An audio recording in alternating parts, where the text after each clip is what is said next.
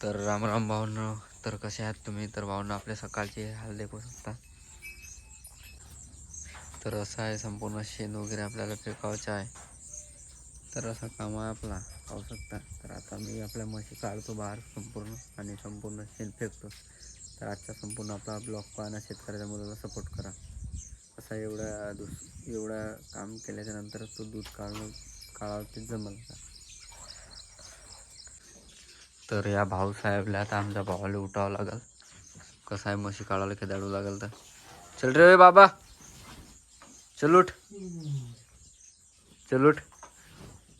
आमच्या घरची लहान, चल. ऐ पाहू शकता, पूर्वी वगैरे आमच्या घरची. चल रे बाबा, शेण फेकून चल, म्हशी खेदाडू लाग. तर नुसतं पाणी येतं पाहून पाहू शकता. तर आपल्या म्हशी पूर्ण पाण्यामध्ये आहेत. तर आता संपूर्ण इकडे बांधून त्याला अर्थी करून तणीस टाकावं लागेल. पाहू शकता, पाण्यामुळे म्हशीच्या खाणं आराम होऊन आहे. तर आता आपल्याला काम करावं. तर आता संपूर्ण म्हशी आपल्याला इकडे बांधावं लागेल.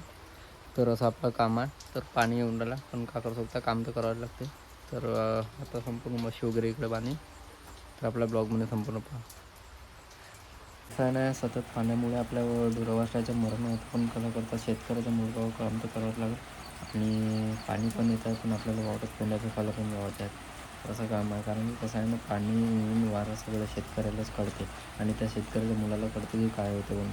कोण म्हणतात ना, जो लोकांना दूध मिळते ना भाऊ, त्या दुधाचा मला किती मेहनत आहे त्या शेतकऱ्याला माहीत आहे. लोकांना जो अन्न मिळते, अन्नदाता म्हणतात, त्या अन्नदात्याचं मला किती मेहनत आहे त्या अन्नदात्यालाच माहीत आहे. तर कसं आहे ना, जो कळते त्याला व्हॅल्यू कळते, जो नाही कळत त्याला तेवढी व्हॅल्यू नाही कळत. पण आपल्याला सगळ्याची गोष्टीची व्हॅल्यू कळते, कारण की गरिबी अमिरी एक शेतकऱ्याच्या मुलाला कळते म्हणून.